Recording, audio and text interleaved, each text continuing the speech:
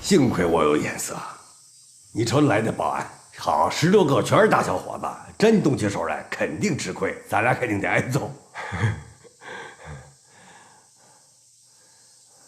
那咱得想想是怎么出去啊？不出去，他有本事他就这么一直关着我。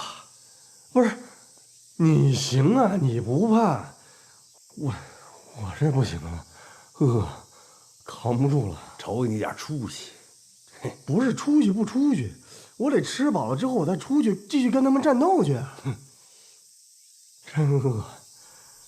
你干嘛去？不行啊，保安大哥，保安大哥，我错了，放我出去吧，饿了，保安大哥。海东，爸，你怎么来了？我不是找你来的，我找曾书记来的。曾书记不在啊，他出去办事了。市长，要不要给曾书记打个电话？啊，不用。啊，梁主任，我现在刚好不忙，陪我爸一会儿。那好，市长，金叔，你们先聊。哎，好，有事叫我啊。那您慢走。哎，好，哎。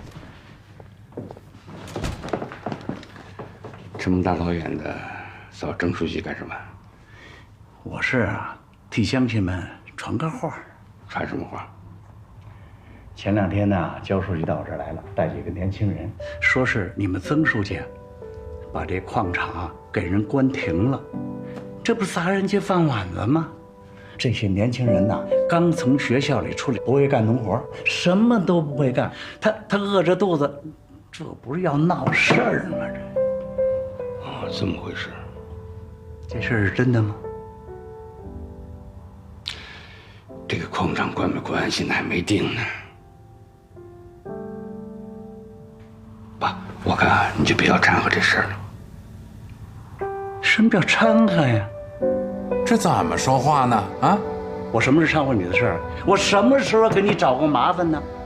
我不想给你添乱，你不知道这牵扯咱们几百户人家的大事情啊！那我找曾书记反映点情况不行吗？提点意见行不行啊？爸，你看这样啊，曾书记呢到外面搞调研了，今天恐怕是回不来了。我替曾书记做个保证，无论采矿场关还是不关，关了怎样给矿场补贴和解决生活问题，我们尽快的给乡亲们和矿上的工人们一个答复。是啊，这就稍等一会儿啊，一会儿啊。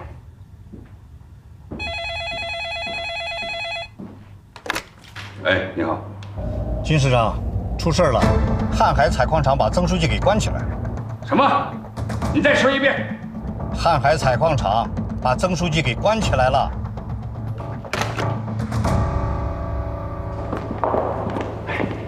我说呀，这件事你还真得当回事儿，要不然你解决不好的话，你长期村你都没法回去了。我倒不要紧，我不连要不要都没关系。你要回村了以后，你说长期村这帮老乡们的唾沫星子，那都能把你给淹了。不信你等着瞧。爸，你放心吧，我们会处理好的。梁主任，麻烦你带老爷子出去吃个饭，然后把他送回去。爸，我还有要紧的事儿，我先走了，再见。你这，我这话还没说完呢，你，哎呀你。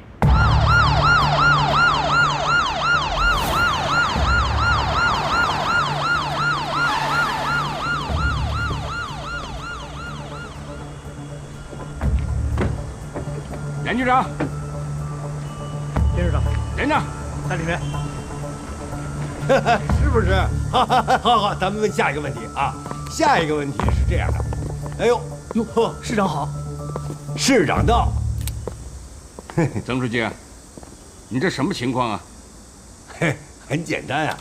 我们先是这个举手投降，承认错误，然后我们吕征呢给人家保安大哥微信转账100块，你看有吃有喝，我们聊得也很开心，还能打电话向你们救援啊！哎，真是胡闹，连市委书记都敢关，我看你胆大包天，不想干了，铐起来，都给我铐起来！哎，停，听我的啊，听我的，这个你们这个啊，抓人动手是你们不对，对不对？哎，也承认错误了。可是后来呢，我们是相谈甚欢，保安小兄弟也跟我们如实反映了一些矿上的情况，我也都记下来了，我也算没白来。所以呢，他们就算是将功补过啊，都是将功补过。这事就算了，冉局长，算了，啊，都出去，这是便宜你们了。走，出去把经过给我写下来。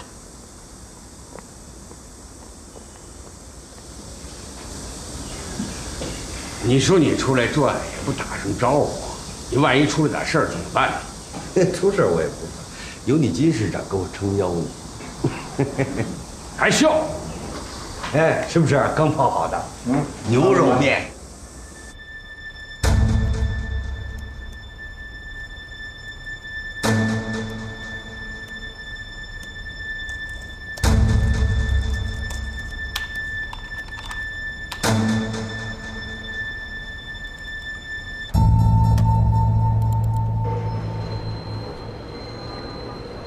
海老，现在还真是个信息时代啊。是啊，在当今的社会里，信息传播的速度和效率是无法想象的。就像我们不知道现在市委大院里发生的事，下一刻会传播到什么程度。比如说，金海东和曾延来的关系，其实他们俩的关系只有他们俩自己最清楚。社会上了解到的他们俩的关系，往往是另外一个样子。这在传播学中叫做传播噪音。曾燕来和金海东两个人什么关系，外界知道的还真不多。不过据说两个人的性格都非常强，那么两强相遇，不知道能演出什么戏码啊？你刚才那几条主意都不错啊，只要网民发了声，形成网络民意，看这曾延来未必扛得住。郝叔啊，我觉得咱们这些帖子的题目还可以好好的再搞一搞，要做到狗血和情怀的融合，真情与感情的流露，让这个社会各阶层的人士都能够产生浓厚的兴趣。然后呢，咱们再调动水军推波助澜。郝叔，我相信咱们的转发量和点击率一定会非常的高。呵，小子，吃这长本事了，文武双全啦。你们可以推测出他们将出演的戏码吗？据我了解啊，这个曾燕来和金海东虽然不是说特别熟悉，但他们两个人之前是认识的。当年曾燕来当县委书记的云崖县，正是金海东的老家，而当时的金海东正是主管农业的农办主任，他们两个人应该有许多交道要谈。如今他们合作可以说是求大同，存小异。其实啊，曾燕来如果足够聪明的话，我就做一个花瓶，多好！和金市长好好配合，按照既定方针干，最终顺理成章完成了基层干部的选拔和锻炼，调到省里，甚至北京，远大前程啊！在我的印象里，曾燕来是个勤奋、聪明的人，也不缺少果断。况且渤海对他来说，并不是留下什么美好记忆的地方。别忘了，他是从这里败北之后，才远走省城的。郝叔，您平常不是也老教导我，跟我的小弟说，这个21世纪，那是数字化的时代，是吧？光会打架，那完全就是土包子。哎，现在的高手啊，还没等你近身，就已经用数字化的手段把你给整垮了。我听说这个曾燕来最近跟这个大洋集团这个公子哥走得很近呢，是吗？邓耀北啊，不是这小子不靠谱啊，跟我3番5次约好了谈这个港区土地转让合作的事儿啊，临了，避而不见。这葫芦里卖的什么药啊？他们俩在一起，哼，一定是在嘀咕开发港口业的事。一港兴市，这不是异想天开吗？如果发展港口这么简单，还轮得着他吗？此一港兴市，非彼一港兴市。金海登搞的那个一港兴市，就是搞大开发。我们大家利益均沾。曾燕来搞的那个，就是劳民伤财。王头儿，哎，你豪叔眼里可从来不揉沙子，我也从来没看走过眼，给我好好干，也不枉我当年出手把你捞出来。哎，豪叔，我好干。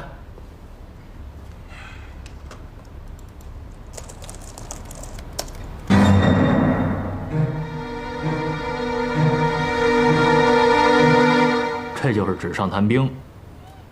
以咱渤海市现有的条件，想动港口，哪儿那么容易？在渤海这个地方啊，落地变成实际行动的，并非是一件容易的事啊。说的天花乱坠，落到地上，就是一场梦。资金在哪儿？技术力量在哪里？改革开放，渤海市辉煌了这么多年。这2年，金海登他们寅吃卯粮的大开发，口袋里有几个银子，我还不清楚吗？搞不好，他手里攥的就是一个烫手的山芋。他自己也不掂量掂量，有没有这个把握？别毁了自己的英名吧。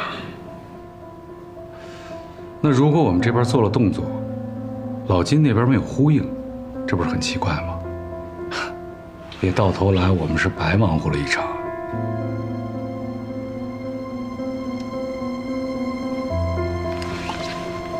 海老啊，金海东这边您还是得多费心。您看，您是咱渤海市的老企业家，历来咱渤海的大动作都少不了您对他的支持。您就以这个企业家协会会长的身份向他进言，这样也算是一种正常交流。梁王，用不着我。现在的舆情就够他喝一壶的。哎，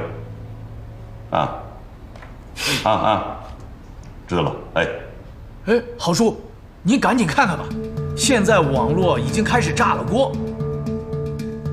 咱们发的爆料的点击率和转发量已经到了咱们的标准了。哦，我知道了，再见啊！你看，我这几个朋友都在撒娇呢，全等着看发言。好，哎，董头啊，按照你的计划，你该放第2波料了吧？当然达到了，没问题，豪叔。我现在马上就让我的伙计们发第2波爆料，你就放心吧，豪叔。赶紧让他发，他发了之后，我让我的朋友，本省的大 V，去转发。他是咱们省最大的自媒体，只要他一转发，这转发量一定急喷。来干！这真是太好了，豪叔，我绝对相信咱们一定能够达到咱们预期的效果。不过，豪叔啊，您也得跟您的朋友说一声啊，这转发量得有所控制，要均匀的转发，绝不能引起网警们的注意。这就说了吧，活呢？干活啊！我转发。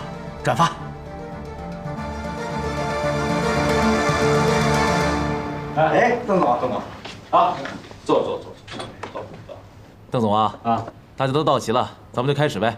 好，各位啊，都是我们集团旗下的各个企业的头头，我相信呢，你们也从各个渠道都已经了解到我们渤海市正在发生的很多新的动态。新的书记呢，正在征集各方的意见，将要推行下一个5年的发展规划。哎呀，我也知道啊，我们大洋现在正面临着很多的挑战。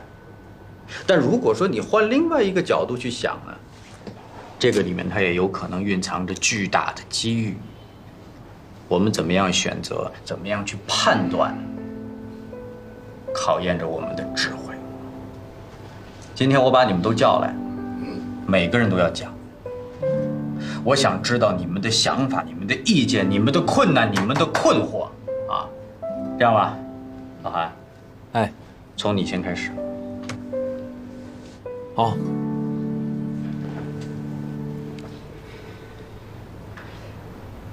各位，在我看来，大洋集团迎来了一个新的发展机遇。我觉得新来的曾燕来书记是一个完全不同的干部，他善于调查研究，而且很有亲和力。我觉得你是人在曹营心在汉，整个渤海的企业界都把你当个异类，我就喜欢小众的。同时呢，他又能虚心地听取各种不同的意见。哎，尤其是他对河仙港的升级改造项目产生了极大的兴趣。我觉得以港兴市是政府提出来的一个发展理念，但这些发展理念最终还要靠企业去把它完成，所以我特别想听听你们这些企业家的意见。在曾书记的报告中，我不难感受到啊，他想在渤海干出一番大事业的激情和冲动，这恰恰是原来的市委领导所没有的。我们大家都知道，河仙港和大洋集团这样的企业，要想在一个地区搞出突破的成就与发展，就必须和当地经济以及社会民生的规划相结合。你以为我这些你所谓的成熟的想法是一拍脑袋就能想出来的吗？我肯定要根据渤海的实际情况制定计划。那大洋集团又是港口的实际操办方，你说你要不说话，我哪来的这些成熟的思路？当然了，新领导在今后的具体工作中，到底能给我们什么样的惊喜？我现在还看不出来。但是，我觉得有理由相信，基本有利于我们的企业在渤海的发展。我发表一点不同的看法。我听说，郭翔书记受伤的时候，正好是到省城，邀请曾燕来到渤海商谈规划发展。我有理由相信，曾燕来是来给郭翔书记的发展战略上锦上添花的。虽然曾燕来现在是渤海市的新市委书记，但是现在就把过多的希望寄托在他的身上，我认为至少现在还是依据不足。所以我建议，本集团在渤海的步伐不宜太快、太大。子莲啊，你什么意见？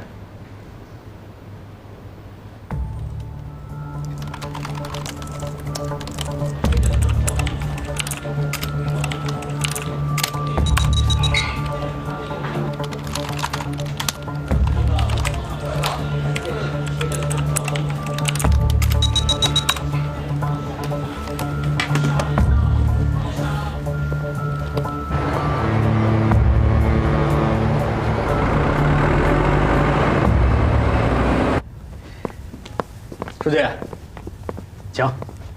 哎呀，你这个办公室漂亮啊，比我那儿强多了。哎，书记，我们这都是小买卖。小买卖，您上座，您上座。好，哎，你们在门口等我一下，好吧？你等等我。好，书记，好。哎，我今天可预约了。书记，您千万别提这茬了。哎，这次啊，其实是我应该主动去您那儿跟您汇报。行了，咱就别客气了啊！哎呀，来你这儿之前呢，我这是在港口上转了一圈，我是深切的感觉到啊，一个港口就是一个城市经济发展的发动机。如果你不了解港口，你就根本无法了解渤海市。完全同意。之前郭翔书记跟金市长他们弄了一个以港兴市的方案，我看了。我想听听你的看法呀。说实话吗？书记，我认为以岗兴事这个提法，无论是郭书记还是金市长，他们的功课没做好，没做透彻。那你的想法是什么呢？从现在我能看到的以岗兴事的这个方案上，更大篇幅的讲的并不是港口的发展，讲的还是港区的综合开发，或者说更多的还是房地产项目，那是老套路。涉及到港口建设的部分，他们仅仅是把注意力放到了像投资融资、港口的硬件建设，还有改善和提高我们现在的那些装卸设备，他们的更新换代，这些现在都已经不是问题的核心了。当然，我看到方案里面也写了，说如果港口的企业需要用地，可以跟政府申请，政府呢给你批块地；如果需要服务，给你匹配服务。但实际上，这些方案它的前提和核心，都是要保有现在我们港口的发展规模跟发展模式，没有创新，没有突破，没有改变。书记，我说的可能有点直啊，我觉得现在的以港兴事的这个方案，它就是针对我们河仙港现有瓶颈的头痛医头、脚痛医脚的应对方案。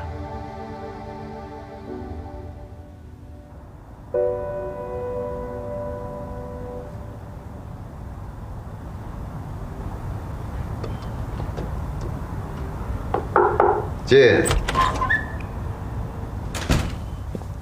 海龙，晚上的风吹到矿上去了，看看。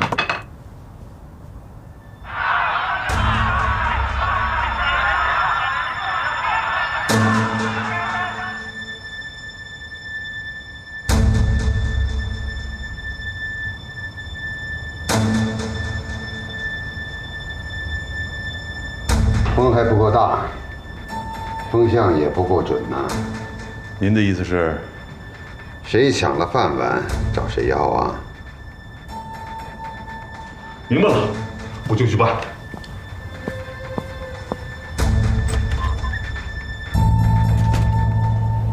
那在你看来，这个以港兴事方案该怎么做呢？比如说，需要一些什么样的功能和配套？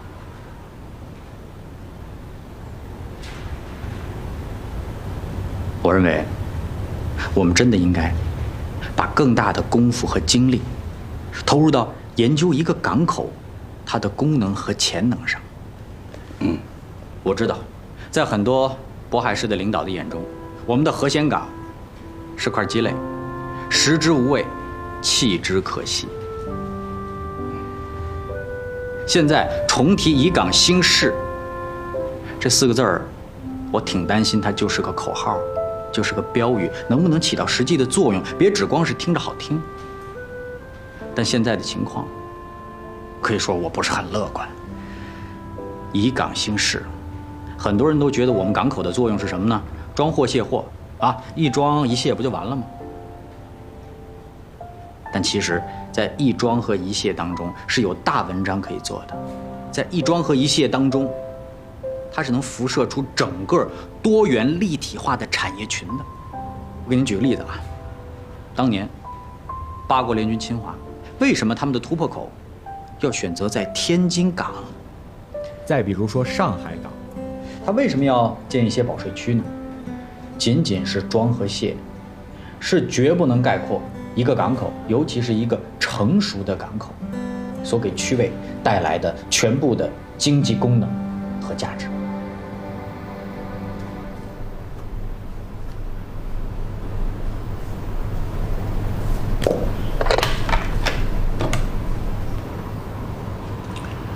杨主任，你到我办公室一趟。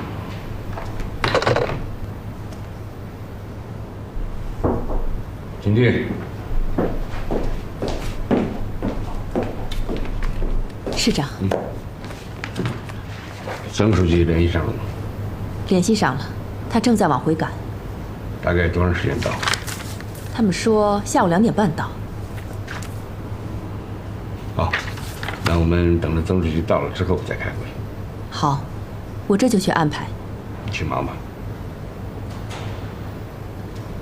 市长，还有什么事？网上传，瀚海矿场又出事了。哪个网？我发到你手机上了。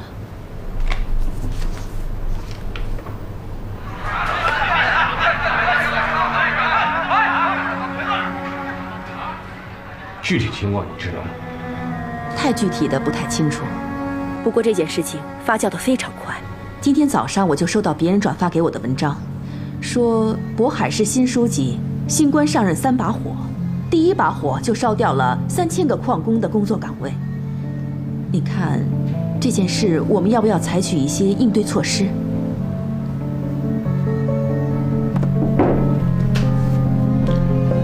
你让我想想。好，那我先走了。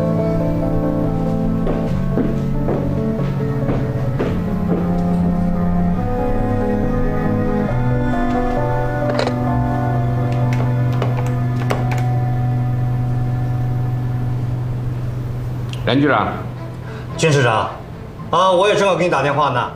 视频你看到了吗？我看到了，我已经命令当地派出所和矿保卫部出警了。目前的局面基本能够控制住，接下来的任务待命。上一次，矿场的矿工们到钢厂闹事儿，曾书记已经明确表态，给矿工们一个新的工作，矿工们也同意了。这件事情呢，就这样解决了。那么今天为什么矿工还闹事呢？是啊，这的确有点出乎意料啊。这说明什么？这说明了有人故意在后面挑事儿。今天下午，关于产业升级的会议就是要讨论这个议题。我想，一定是有人故意给政府施加压力。金市长，那下面我们怎么做？现在聚集了多少人？300人左右。你马上派防暴队进入矿场，控制局面不要扩大，不要让矿工们走出矿场，不要跟矿工们发生冲突。我明白。我马上去开会，保持联系，随时报告现场情况。是，金市长。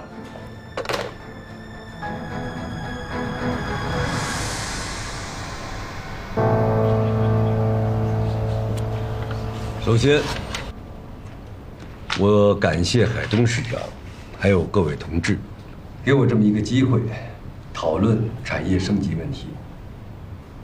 在说这事儿之前呢，我想先跟大家说，上一次在瀚海采矿场我的发言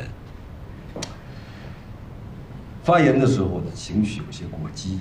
我们政府始终支持民营企业的发展壮大，关停他们，我也心疼。但是我需要说明的是，我为什么情绪激动？因为我看到了千疮百孔的山脊，我看到了裸露的河床，我心痛。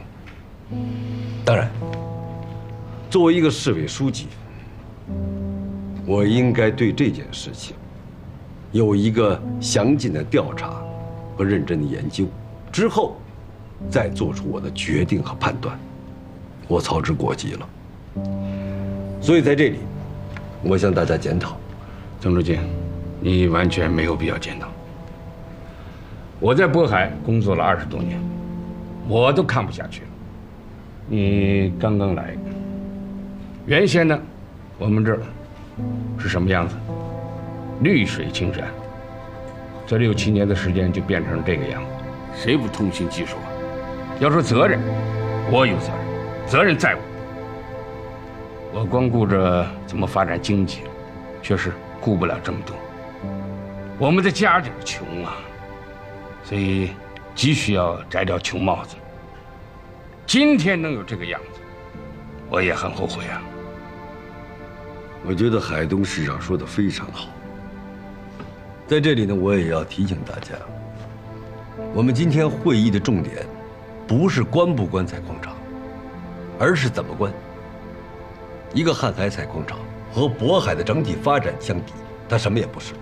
如果我们的政府还在为关不关一个采矿场而喋喋不休、争论不休，那我认为我们政府的眼界太窄了。曾书记，你说的都在理上。我可能是更注重操作层面问题，具体的问题怎么办，钢厂2万多下岗职工怎么安排？关停采矿长3000名进城务工人员怎么安置？如果安置问题不解决，就很可能闹事。他们会找市长，因为老百姓嘛，有事儿找政府。群众会骂娘，首先骂我金海东。金海东，你砸了我们家的饭碗，不让我们吃饭了。我不怕骂娘，我也不怕背个骂名。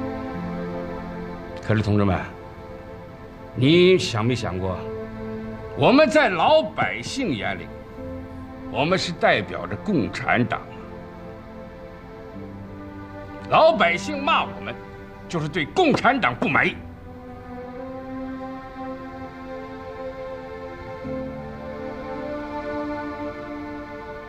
啊，我顺便说一句，前2天，我乡下的老父亲来了，他来干什么呢？找我们曾书记骂人来了。有的人呢？啊，他已经回家了，让我给劝回去了。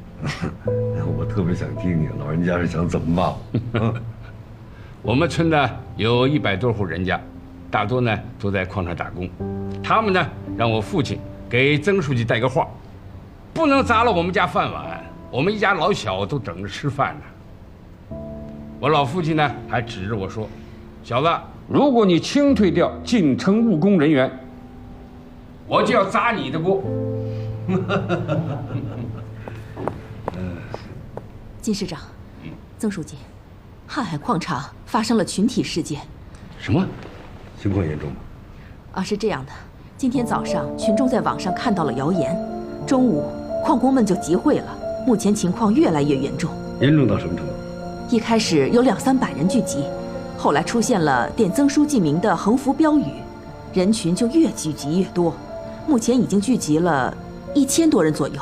冉先藩在哪里？他在110指挥中心，现场已经布置了警力。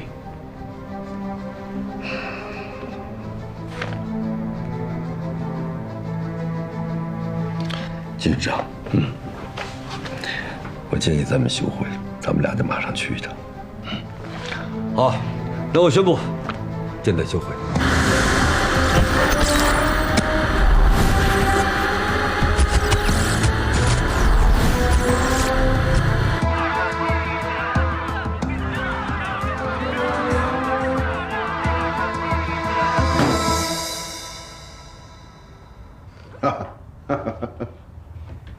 曾燕来也算伶牙俐齿，把事摆平了。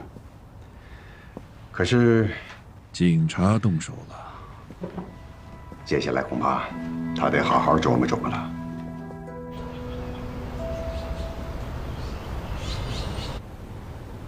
对老百姓动粗，这是你下的命令。是，我承担责任。你当然要承担责任。还有那个带队的警官，跟他没关系，他是执行我的命令。曾书记，公安工作面对情况复杂，尤其是现场处置突发事件时，难免会有处置不当的情况。我可以理解成为应变能力差。现场的情况瞬息万变，真的很难避免。我承认，在处理事件当中，我们有一些做法是错误的，也是不当的。那有错误就改正错误，就要承担责任。那您的意思是非处理不可？必须处理。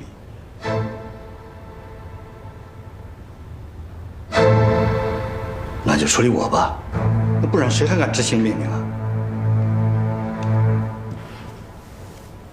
冉局长，我觉得你这个逻辑不对。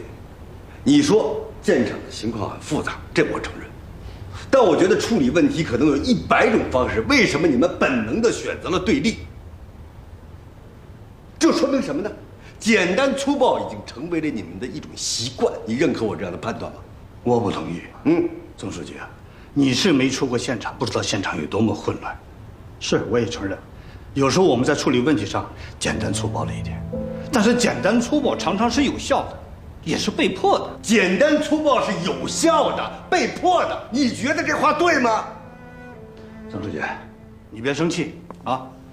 是，我承认我们在业务能力上有很大的提升空间，但是现场它就是现场，如果我们处置不当，不控制住局面，那小事件就会发展成大事件，甚至是骚乱。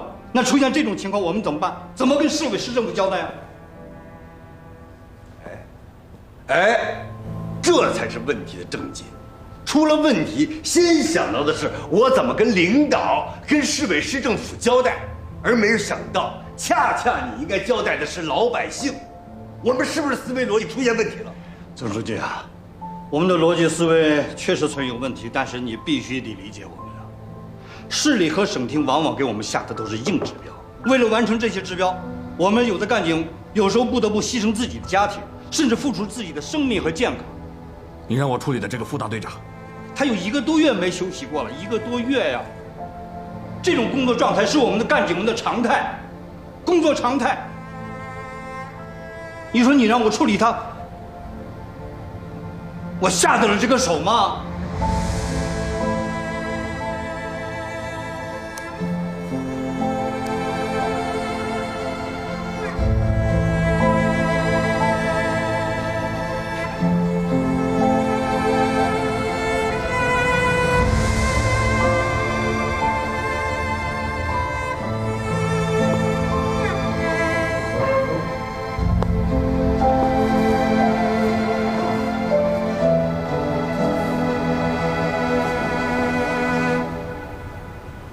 陈凡，我知道你是个重感情的人，我在生活中我也愿意交往这些重感情的人当朋友。可这是工作，当我们的责任对我们的行为提出要求的时候，我们该如何选择？犯了错误不可怕，改正错误就是好同志。可怕的是犯了错误不知道错在哪儿，而且把这种错误当成一种习惯，最终还要为这种习惯去寻找理由。曾书记，你别说了，我都明白了，我来处理。你那个副大队长叫童彪是吧？是。我相信他是个好同志，这次处理可能他心里觉得委屈，但我希望他可以把这个看成是一次历练，同时在历练中可以成长。你跟他好好谈谈吧。是。矿长的事怎么样了？压下去了，暂时的。这些闹事的也不知道是怎么想的。你这句话说的有问题啊！进城务工人员不容易，他突然没了工作，当然有情绪了。是，你的思想觉悟高。你们要是承认了他们到时候更闹，看你们政府部门怎么解决。进城务工人员必须尊重，那只是一个出身和职业的问题。我上大学之前，我就是农民出身，可我现在呢，我是政府的公务人员。矿上的务工人员现在的身份是矿工，就是为了这帮矿工，我听说冉千帆被曾艳来给处分了。批评冉千帆是应该的。如果一个市委书记不批评一个对群体事件处理不当的公安局长，反倒不正常了。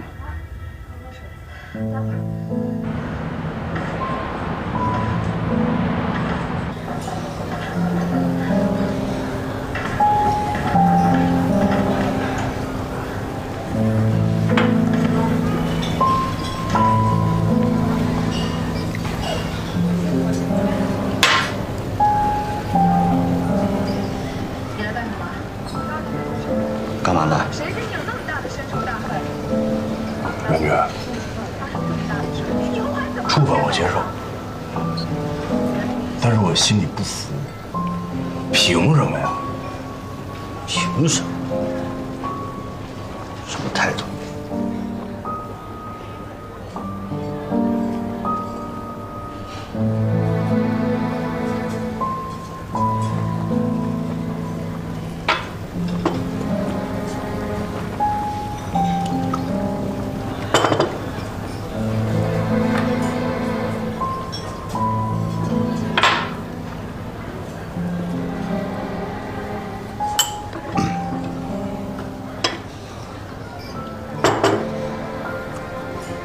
我错了。500块钱。别，是啊，你这话怎么说呢？怎么说？是我指挥不当，加上我领导无方，使你受了处分。对不起。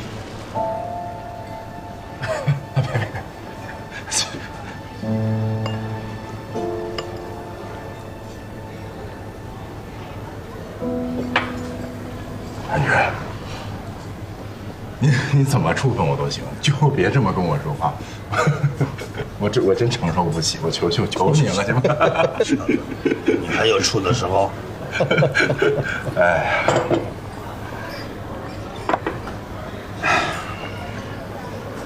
实话跟你说，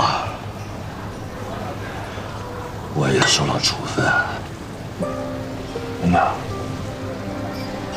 曾书记当时跟我谈话的时候，我和你现在一样，脾气可大，还闹了情绪。谈话谈到最后，我就没脾气了。